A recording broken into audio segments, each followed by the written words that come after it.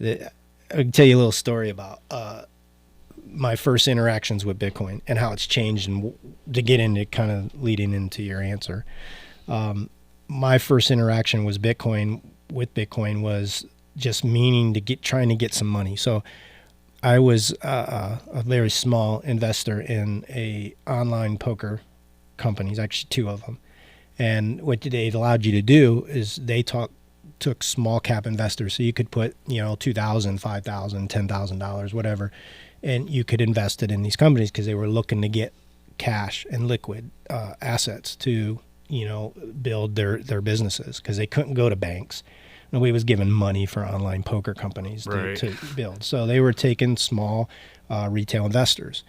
So, so people would invest, and then what happened is the government went after them, like they always do. Some senator somewhere thought it was morally improper or wasn't getting their cut, and decided, hey, online poker should be illegal. And I think it was one congressman slipped a provision into a much bigger bill, as they always do. And it was like at the 10th hour, nobody was going to read it. Nobody did read it, and it passed, and it became law. And it became against the law to have online poker companies within the United States, actually transacting with anybody within the United States. So they couldn't go after these companies because they were smart enough to move into more friendly governments. But what they did is they went after their payment systems. So anybody that was involved in any kind of online poker companies on that level would know that they went after the payment processors, the PayPals, the banks that would transact with them, so people could get paid, right? So if you were playing poker, you wanted to get paid. So I figured out pretty early on that I was not a good poker player, especially online. I loved to play, just wasn't real good at it. I realized that, hey, I'm at a big disadvantage here. I need to be on the other side of the equation. So, the investment side seemed to be a better route to go. But what happened is when they shut down the payment processors, these companies didn't have a way to pay their investors back, because we were getting dividends. We would get quarterly dividends based on their profits. It really was a pretty cool investment, because they would pay on the dot every 3 months. Right. They'd send you a report. Hey, this is what we did. This is your cut, basically. Yeah. Well, they couldn't pay us no more. Not in a traditional sense. So they had to find another way. So there was this thing called e-gold back then. And this is, when is this? This is like 2010, 2009, 2010, somewhere in that range. And so they started sending, you had an option. You could do this e-gold, or no, it's e-bullion is what they called it.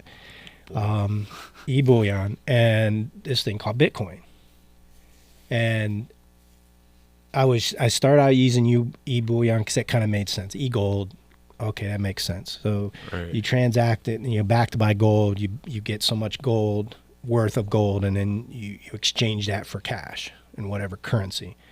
Bitcoin didn't make any sense to me. I didn't know what the heck that even was. So, but I was having some issues with the e-bullion being able to get cash out of it to my bank account. The banks kept blocking it. And it isn't like you can just call the bank and say, hey, I want this transaction to go through, and they're not letting it go through. Like, who do you call? Like, it's a really hard thing to, at least back then, it was really hard to get that undone. So I said, well, I had another person that I knew that was investing in these things too. And I called him up. I said, hey, how are you doing this? How are you getting your money? He's like, oh, I'm using Bitcoin. Okay, well, what is Bitcoin? He's like, well, it's just, same thing as e-bullion. They pay into this account, basically. You email this person with that set of numbers, and then with the amount and all this and all the information, and then they'll send you this address with X amount of Bitcoin in it. Okay. And well, then you got to go take that and you got to exchange that to get it back into cash. I mean, it was an extreme process. And it was the most shady thing I've ever done in my life when it comes to money. Say. Like you're emailing some guy, right? Some address. Meet me on the corner. Right. It's just kind of how it was. It was a digital way of, hey, meet the guy around the corner in the blue hat, and he'll give you your bag of money. He'll hook you up. Right. It was kind of that. It was, but there wasn't the infrastructure that's built now. Okay, so today, to answer your question, like how do you get, can somebody buy Bitcoin? Yeah, somebody can buy Bitcoin really easy. I mean, shoot, they've made it super easy now. Like if you have Cash App on your phone, there's a Bitcoin button. You can buy Bitcoin right on your Cash App. Not what I would advise people to do. Not what I would do for sure. I am a person that believes in why the technology was built. And I think we ought to treat it as such. Otherwise, we run the risk of being right back in the same old system, just using new technology, which is the tug of war that's going on with that now. I mean, the banks aren't going to just roll over and say, yeah, you don't need us no more. We'll just go away. It ain't going to happen. Right. So, they're fighting tooth and nail right now to figure out, okay, how do we position ourselves to be involved in this next wave of technology without going out of business. So, or losing control, because they have a pretty good gig going, and have for a long time. So, the average person can invest in the first very app that blockchain technology allowed to have happen, and you can invest in it. Okay, so anybody can buy Bitcoin, and you can buy slivers and fractions of a Bitcoin. So if you have $100, even though I don't know what Bitcoin is now, $40,000, $50,000. I don't know what the price is, but it's up there. When I first got paid in Bitcoin, the first Bitcoins I received, there was like 12,000 of them. They were worth pennies. So back here, this flat line, that's where I had my first set of Bitcoins. And, had I had any foresight, or if I had two idiots on the blockchain podcast jumping up and down and saying, you probably should look into this, right? You should do a little bit of research. A little bit of research would have showed me that, hey, this is probably going to be a big thing in the future, but I didn't. So I ended up getting rid of them, getting some money out of them. But it wasn't an investment. It was just a means of transacting, to get cash is what I was looking to get. So, when you go through all these years, 2000, started in 2008 when the white paper came out. It really didn't go anywhere. You can go all the way up to like 2013, I think 2012, 2013, that little blip on the screen there. That's the first real exchange. Like you could go, instead of doing the shady transactions through emails and stuff like that, there was an exchange you could go to, sign up for an account, and you could buy and sell Bitcoin. It was called Mt. Gox. And it turned out to be a shit show. A bunch of Bitcoins got hacked, stolen. People lost all their Bitcoins. I mean, it was a shit show. It really was. And it goes to the downside of this technology. It's not perfect yet. There's like I was telling you in the beginning with blockchain, there's going to be a lot of bumps in the road. So that was the first major bump in the road. Like, oh shit, we can lose our money here. Right. But it isn't because of Bitcoin technology or the blockchain technology. It was because there was an exchange that was centralized and you have people controlling things. Well, that's what allowed the hack or whatever took place while people lost their Bitcoins, because there was a central area where people were keeping. Back then, a lot of people didn't know that if you don't hold your own private account address, they call it your private keys, and we'll get into that, exactly what that is here in a minute. But if you don't hold control of your Bitcoin, you don't really own it. So if it's sitting on an exchange somewhere, so like if you're a stock buyer, if you're a day trader or whatever, and you're buying stocks, and your stocks are sitting in your TD Ameritrade account or your Scottrade account, you technically still own those stocks, right? Even though they're sitting on somebody else's server. Bitcoin, the thesis was, hey, don't trust that third party. You need to control your own money. You need to have it in your possession. So back then, there really wasn't a thought process as to that. Like, nobody really thought that, hey, you're going to lose your Bitcoins if you leave them somewhere.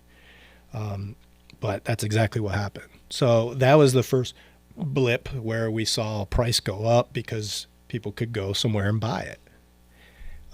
Because of that, the price started going up. I don't know what the price was in 2013. I had a chart here. It's like $350. So it went from, 2011, it was worth less than $1 to, in the $300 range. And that was directly because people could buy it. There was access to it. I think it went up to like $1,100-$1,200, and then it dropped because the whole theft thing happened. People lost their Bitcoins, and all of a sudden people were saying, oh, it's dead. Bitcoin's going to die. It's a scam. It was, and through those years, I wasn't paying any attention to it. I had kind of written it off. So, I didn't really pay a whole lot of attention to it at all. I just really didn't. So that was kind of the first blip in the road. But if you go back from 2009 up to today, it's worth $40,000, $50,000. So, the old ages, well, if I'd have known about Microsoft stock back in 1985. Right, or Apple. Or your Apple stock in 1995.